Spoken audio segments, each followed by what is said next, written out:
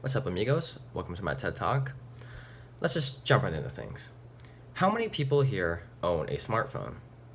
You can go ahead and raise your hand if you do. Now, isn't that interesting? Almost everyone raised their hand. To no surprise, of course. The world is almost run by smartphones nowadays. Now, let me ask you another question. How many of those people who own a smartphone, their smartphones are iPhones? You can go ahead and raise your hand again. Okay, the amount of hands is hardly changed. Now let me ask you another question. How many people own an Apple product that is not an iPhone? It can be a Apple Watch or AirPods or a MacBook or anything Apple. Okay, that's also a lot of hands, isn't it? Now, if you're anything like me, this fascinates you. Just thinking about how Apple has managed to dig their way under almost everyone's nails, it's really gets you thinking just how they did it, didn't they? Well, that's why I'm here today. Hi. My name is Ty Lipscomb, Professor of Technological Bits and Things at Hogwarts Technological Institute. You may have heard of it. Now, I have been studying technology and how it works and interacts with the world for almost my whole life, a solid good 8 to 10 years out of my 14 years of existence. So I believe there are three main things that have led to Apple's success. I also believe these three things can be replicated to create a similarly successful company. I've gone and prepared some slides for you, so I guess I'll go ahead and start. So I believe the first thing that makes Apple so successful is the simplicity of their products. As you can see here. The thing about their iPhones, this was for all their products, is that they're very easy to understand.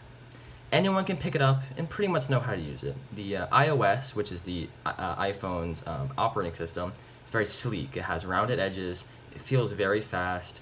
It's very polished. Which when you compare it to someone like Android, which often has a very buggy interface, the iPhone feels very nice to use. And another thing that's very important, second one, is it's usable by almost anyone. You often see these young 8, 9-year-olds playing on their iPads or their iPhones, but you could also see elderly people who have little technological knowledge using the iPhone the same. Almost anyone can pick it up and use it. That's why it's so universal. And the last thing for simplicity, keeping it sleek and satisfying.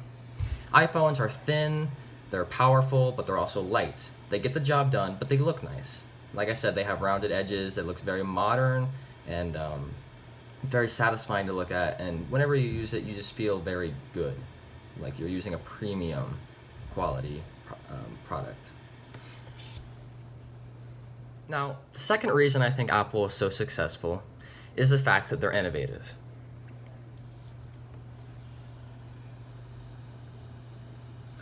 Now, I believe for a company to be successful, you actually have to have a product that's worth buying. You could always have a product, it gets the job done the same as everything else, but if it's not new, if it doesn't have something to offer to its, consumers, no one's going to want to buy it. When you look at someone like Apple, their devices, even if they're not big changes, they're always something new. Like let's take, for example, the full screen displays, the bezel-less displays with the iPhone X's and 11s. Apple wasn't the first, but it essentially was the first to make it go mainstream. They weren't afraid to take a jump. They introduced this new full screen display, and people liked it, and that's why they bought the phone. And that's caught on today, and it's set a new trend. So in order to be a successful company, you actually have to have things for people to buy. So the third and final reason, obviously there are more than these, but generalizing. So the third reason I think that Apple is so successful is their, drum roll, their confidence.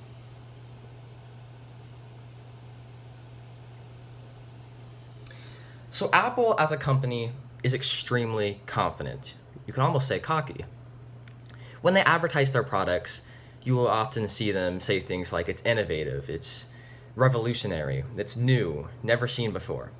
Even if their products are generally the same as the ones from the year before, people are still going to buy it because they say it's brand new and revolutionary. Even if it's not 100% new, if you say it is and it's life-changing, for the most part, people are going to believe you. The only people who don't are the people that are tech nerds who analyze everything.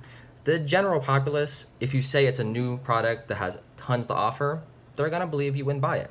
That's why you see year to year people upgrading their iPhones, their Apple Watches, just their Apple products with the new one, even if, honestly, the ones from a few years ago get the job done the same way. Here, let me show you an example. So this is a screenshot from the AirPod Pro advertisement. And see here, it literally says innovative. And granted, they are pretty nice.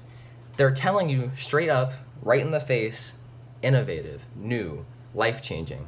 They're telling you that. To some people, it's not going to be innovative. To some people, it's just going to be a throwaway product they don't care about. But for most people, they see this, they're going to believe it. And when also you combine this with the sleek and satisfying, advertising, it looks pretty legit. And that's why you always see people walking around with their iPhones and the AirPods in. Because even though sometimes they're not as good as they say they are and they're overpriced, people believe you when you say they're good. And that's why so many people buy these products. So I've prepared a three-way Venn diagram to, at least in my opinion, make it a little easier to understand. Let me show you. So these three things are the things that make your product successful. Obviously, there are going to be more than these three, but generalizing, I think these three are the most important. So let's just use some examples or imaginary scenarios. You can have a simple, sleek, easy to understand product. Sorry, it's shaky. And it can be innovative. So it gets the job done in a very nice way, offers tons of stuff to the consumers, and it's simple and easy to understand. Anyone can pick it up and just use it. It's awesome. Life-changing, revolutionary new product.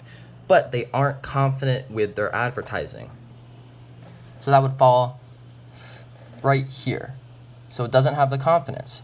So you can have this almost perfect product, but if you don't have the advertising, to show people that it's here, no one's going to know about it. It's just going to go unheard of and die off because not enough people buy it. It's pretty tough because, such a nice product would have helped out a lot of people. And you can do the same things with the other circles. You can have a simple product and you can be confident with your advertising, but if it has nothing to offer, people are going to lose interest and stop caring because it's not that good. It's just cocky. And the same goes here. It can be innovative and it can be confident, but it's hard to understand. It only fits a very small niche of people. Androids, many people say, are like this. They can do a lot and they're pretty confident with their advertising, but they're not simple for a lot of people to understand. You can really fit anything into these three, 1, 2, 3, where they only have 2 out of 3, but only some of the super successful, products and companies fit in all 3. And I believe if you can manage to get all 3 of these right in the middle for your product, you almost guaranteed will have a successful company. I can't guarantee you for sure. There's a lot more that goes into it.